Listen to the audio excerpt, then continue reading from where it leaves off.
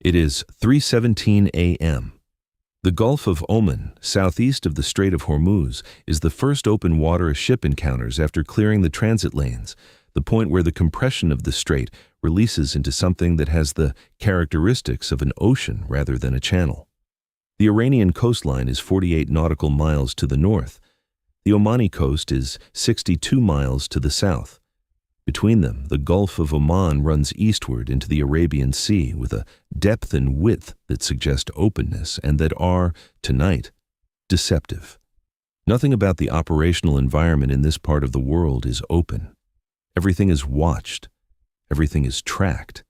Everything that moves through this water does so with the knowledge that it is being observed by systems it cannot see, from platforms it cannot locate, by crews who are building a picture of its intentions, whether it intends to provide one or not. The USS guided missile cruiser has been tracking the cargo vessel for 11 hours.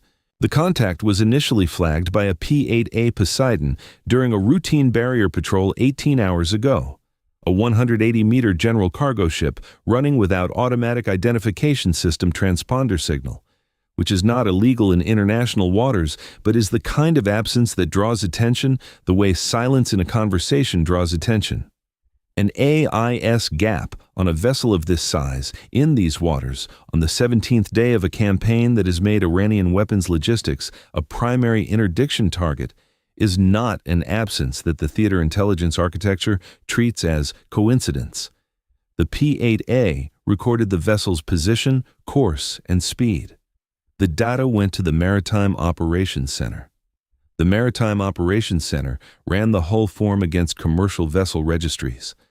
The hull matched a vessel that had changed flag registration 3 times in the past 14 months, most recently to a flag state whose relationship with Iranian commercial interests was a matter of established intelligence record. The cruiser was repositioned at 6 a.m. to establish a shadowing track. It has been maintaining a position 12 nautical miles astern of the cargo vessel for 9 hours, running at the same speed, building the intelligence picture without making contact and without revealing the full weight of what it knows. The cargo vessel has not altered course. It is maintaining 14 knots on a heading of 247 degrees, a heading that takes it southwest, away from the Strait of Hormuz toward the Gulf of Aden, toward the Red Sea, toward Yemen. The intelligence assessment delivered to the cruiser's commanding officer at 11 p.m. rated the probability of illicit cargo aboard the vessel at 87%. The assessment was based on the AIS gap, the flag registry history, the vessel's last 3 port calls, including a 41-hour stop at Bandar Abbas that did not appear in any commercial cargo manifest, and signals intelligence that the assessment memo described as consistent with coordination between the vessel's communications and known Houthi maritime logistics networks. 87%. The assessment did not specify what the cargo was. It specified what the cargo was consistent with: weapons systems, precision guidance components, propellant materials. The category of material that has been arriving in Yemen through maritime routes for years and that has been ending up with a reliability that the intelligence community tracks carefully in the launch systems pointed at American ships in the Red Sea. At 3:17 a.m., the picture changes. The SPY-1B radar aboard the cruiser, which has been painting the cargo vessel as a single contact for 9 hours, detects 2 additional contacts emerging from the northern horizon. The contacts are large, frigate-class radar returns, and they are moving at 24 knots on a bearing that will intercept the cargo vessel's track in approximately 40 minutes. The cruiser's electronic warfare suite simultaneously detects a burst transmission on a frequency the signal's intelligence database associates with Iranian Navy tactical communications. Short, encrypted, directional, the kind of transmission a ship makes when it is reporting its position to an asset it is moving to coordinate with.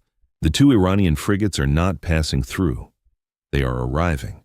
They knew where the cargo vessel was, and they are moving to place themselves between it and whatever they anticipated would happen next. They anticipated correctly. The commanding officer of the cruiser receives the contact report at 3:18 a.m. He has been awake for 6 hours and has been building toward this moment for most of them. The legal framework governing what happens next is not simple. Maritime interdiction in international waters under the laws of armed conflict requires a specific chain of authorization that in the current operational context has been pre-established by Fifth Fleet standing orders for the theater. The orders are clear. Iranian-flagged or Iranian-affiliated vessels transiting toward Yemen carrying weapons or weapons components for Houthi forces are subject to interdiction under authorities that were established before the campaign began and that have been reviewed by the judge advocate at Fifth Fleet on each of the 17 days since. The CO transmits to Fifth Fleet at 3:19 a.m., requesting interdiction authorization for the cargo vessel. The request reaches the operations floor at 3:19:41 a.m. The authorization returns at 3:22:14 a.m., 2 minutes and 33 seconds. The authorization is accompanied by a rules of engagement clarification. The Iranian frigates are not to be engaged unless they take a hostile action. Their presence in the vicinity of the interdiction is to be managed through positioning and communication. The interdiction of the cargo vessel proceeds regardless of their presence unless they physically intervene. The CO reads the authorization and the clarification. He orders the cruiser to increase speed to 28 knots and begin closing the cargo vessel. He orders the communications team to prepare the standard interdiction hailing package in English, Farsi, and Arabic. He orders the MH-60R Seahawk on deck readiness to launch immediately. At 3:24 a.m., the Seahawk lifts off the cruiser's flight deck and climbs to 1,800 feet, positioning itself ahead and above the cargo vessel's track. The lead pilot activates the forward infrared camera. The cargo vessel on the display is a rectangular heat signature, machinery spaces amidships, bridge structure aft, a deck cargo arrangement that the camera resolves as containers and tarped loads whose specific contents are not visible from this altitude, but whose arrangement on the deck is inconsistent with the commercial cargo manifest the vessel filed at its last documented port call. The deck arrangement is consistent with something that does not want to be identified from above. The cruiser transmits on Channel 16 at 3:26 a.m.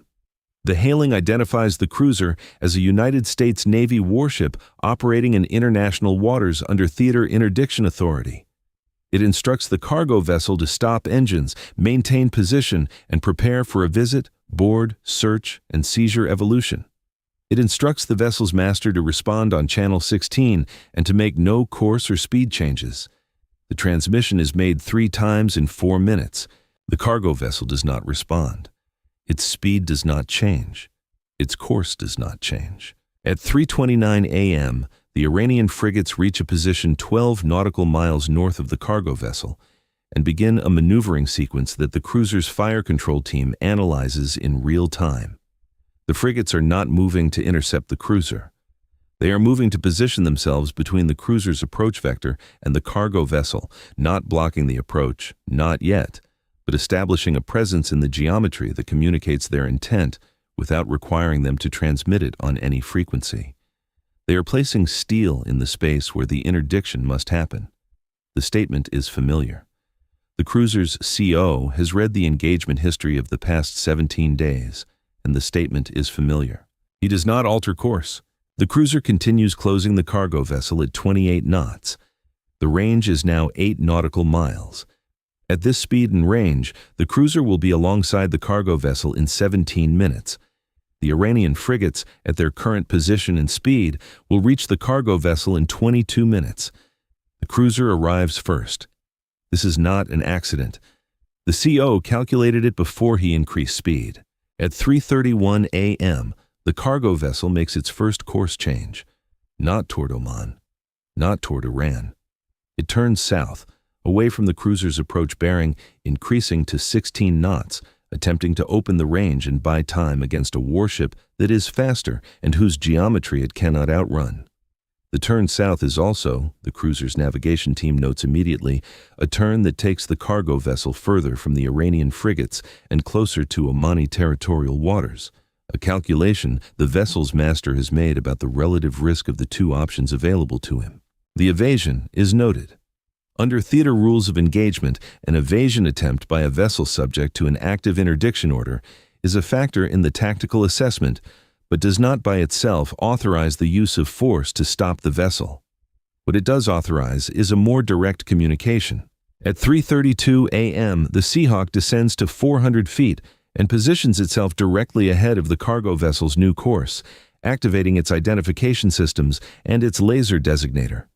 The laser dot appears on the cargo vessel's bridge windows, visible to everyone on the bridge, a statement of precision and proximity that the vessel's master understands without interpretation. The Seahawk holds this position for 90 seconds, moving at the cargo vessel's speed, 400 feet above its bow, the laser steady on the bridge glass. The cargo vessel reduces speed at 3:31 a.m., from 16 knots to 12, then to 8.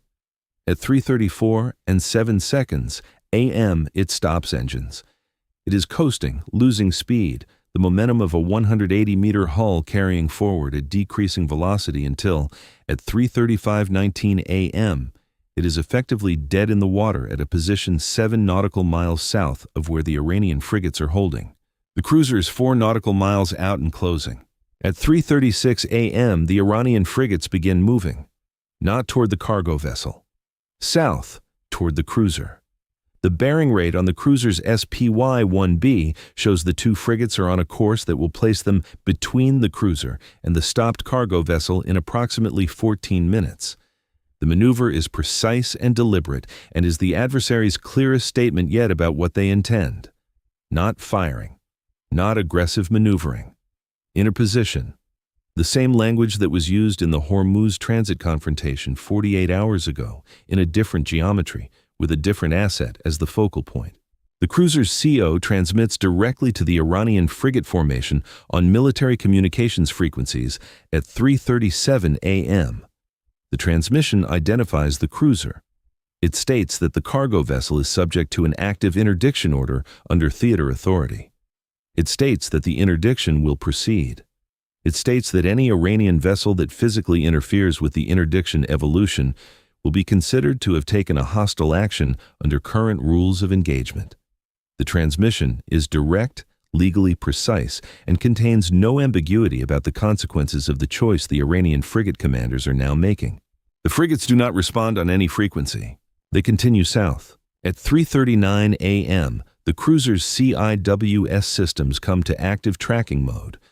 The phalanx mounts on the cruiser's port and starboard sides acquire the Iranian frigates in their tracking queues, not engaging, not in weapons release mode, but tracking with the mechanical attention of systems that have been told to watch something and are watching it with the full precision of their design capability.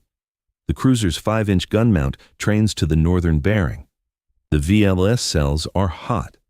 The fire control system is running solutions against the frigate contacts that it updates every 6 seconds and that currently assess both frigates as non-threatening in the kinetic sense. They are approaching, they are armed, they are not yet in a posture that meets the engagement threshold. The solutions run anyway. Professional discipline means you build the complete picture whether you intend to use it or not. At 3:41 a.m., the boarding team aboard the cruiser completes its pre-deployment check. 8 personnel, armed, equipped with the documentation packages, communications, and material assessment tools that a visit, board, search, and seizure evolution requires. They are trained for this. They have conducted 16 such evolutions in the past 8 months, none of them in conditions quite like this one, with 2 Iranian frigates closing from the north and a cargo vessel that has stopped its engines and may or may not maintain that cooperation as the boarding team approaches in a rigid hull inflatable boat over 4 nautical miles of dark Gulf water. The team lead checks his personnel one final time. He does not speak beyond what the checklist requires. The checklist has been designed to manage exactly the volume of information that needs to be exchanged in the minutes before a boarding, and it covers that volume and no more. He reports team ready to the bridge at 3:42 a.m. The cruiser comes alongside the stopped cargo vessel at 3:44 a.m. The two ships are 60 meters apart, the cruiser's size making the cargo vessel look considerably smaller than it is.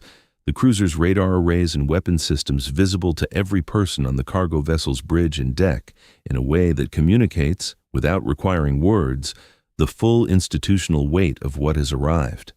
The Seahawk maintains its position at 400 feet above the cargo vessel, the infrared camera watching the cargo vessel's deck for any movement that does not belong to a crew that has accepted the situation.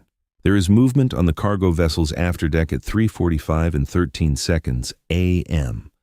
Two figures moving toward a tarp-covered load near the stern. The movement is fast and purposeful in the way that movement is fast and purposeful when the people moving have a specific and time-sensitive intention. The Seahawk lead pilot calls the movement to the cruiser's CIC at 3:45:18 a.m. 5 seconds of observation before the call. The call itself is 4 seconds. In 9 seconds, the deck activity has been reported, assessed, and the boarding team's launch is paused pending evaluation. The evaluation takes 31 seconds.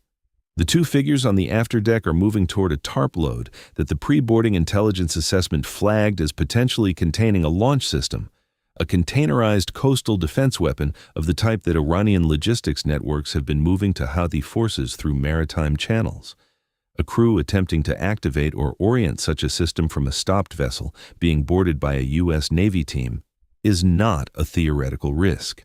It is a scenario that has been wargamed and that the rules of engagement address with specific guidance about the threshold of threat response. At 3:46 a.m., the Seahawk's laser designator shifts from the cargo vessel's bridge to the afterdeck. The laser dot appears on the tarp load 4 meters from where the two figures are standing. The figures stop. The laser does not move. It does not pulse. It does not sweep. It simply holds, a point of light that is also a statement about the range and precision and patience of the system producing it. The two figures remain still for 11 seconds. Then they move back toward the bridge structure. The boarding team launches at 3:47 a.m. The RHIB crosses the 4 nautical miles. No, the 60 meters of separation between the cruiser and the cargo vessel, in a duration that is physical and immediate rather than tactical. The boarding team moving across dark water in a boat that has no armor and no margin for error. If the cargo vessel's crew makes a choice that the team lead's training has prepared him for and that he does not want to address, the RHIB comes alongside the cargo vessel's accommodation ladder at 3:48:22 a.m. The team begins boarding. To the north, the Iranian frigates are 5 nautical miles away, and their closing rate has decreased. They are not stopped. They are approaching more slowly, 8 knots rather than 24, a speed that keeps them present and approaching without accelerating the timeline to a confrontation that at current rates they will arrive at after the boarding evolution is already underway. This is their calculation. The CO of the cruiser has been tracking it. He does not change his posture. The boarding continues. The team lead reaches the cargo vessel's bridge at 3:51 a.m. The vessel's master is present. He is not cooperative. He is also not physically resistant. He is the particular kind of uncooperative that involves correct posture and no useful information delivered in a language that the team's interpreter handles with the practiced fluency of someone who has done this before. The team lead presents the Interdiction Authority documentation. The master receives it without acknowledgement. The team proceeds to the cargo hold access points. The hold assessment takes 41 minutes. It will take 41 minutes because the cargo has been packaged and labeled with a thoroughness designed to complicate exactly this kind of search. Commercial-looking containers, generic cargo descriptions, a manifest that is internally consistent and externally misleading. The team's material assessment specialist works through the hold with the patience and the specific technical knowledge of someone who has been told what to look for and who knows what the signatures of what he is looking for actually look like when they have been prepared to look like something else. At 4:32 a.m., the material assessment specialist transmits his preliminary finding to the cruiser. The finding covers 3 separate container loads in the forward hold.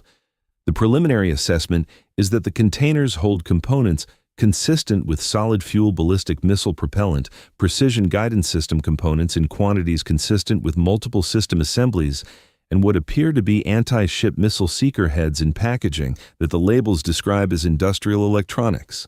The finding transmits to 5th Fleet at 4:34 a.m.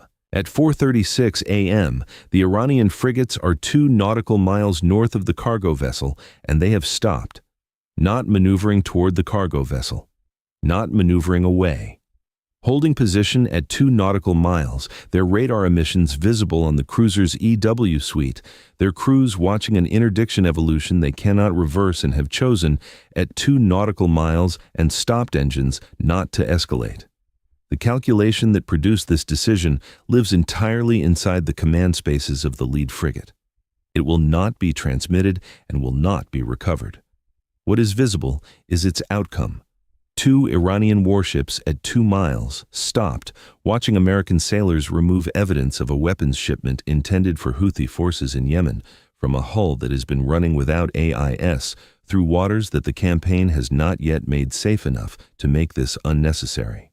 The cargo vessel's taken under tow at 5:11 a.m. The boarding team remains aboard. The cruiser leads the tow southeast toward a designated holding position where a Coast Guard law enforcement detachment will take custody of the vessel and its cargo under legal authorities that the interdiction authorization has invoked. The Iranian frigates watch the tow begin. At 5:19 a.m., the lead frigate turns north. Its partner follows. At 28 knots, they will clear the area within 40 minutes. The Seahawk returns to the cruiser's deck at 5:24 a.m. The lead pilot has been airborne for 2 hours and 7 minutes. His post-flight report will note the deck movement at 3:45 a.m., the laser designation response, and the decision by the 2 cargo vessel crew members to return to the bridge. The report will not note what the lead pilot thought in the 4 seconds between observing the deck movement and calling it to the CIC, because what he thought in those 4 seconds is not in the reporting format and is not required by any operational record. It existed entirely in the space between observation and transmission, in the cognitive interval where a crew member who has been trained for exactly this kind of situation applies that training in real time at the speed that real time demands. 2 Iranian frigates, 1 cargo vessel, 11 hours of shadowing, 41 minutes of hold assessment, 3 container loads of weapons components bound for Yemen, 1 tow southeast, 2 frigates turning north. The weapons in those containers were intended for launch systems that have been sending anti-ship missiles at American destroyers in the Red Sea for 15 months. They will not arrive. The guidance components that would have improved the terminal accuracy of ballistic rounds fired at carrier strike groups will not be installed. The propellant that would have extended the range of coastal defense weapons will not be loaded.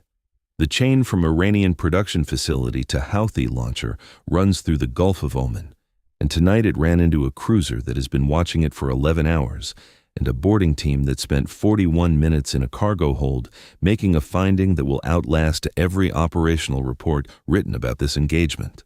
The Gulf of Oman does not care what is carried through it. The crew of the cruiser does. That is the difference between a waterway and a defended one. Tonight, the defense found what it was looking for. The cost was measured in hours of patience and 11 seconds of laser light on a tarp load and 41 minutes in a cargo hold. It is the most affordable cost the engagement produced, and it is the one that matters most.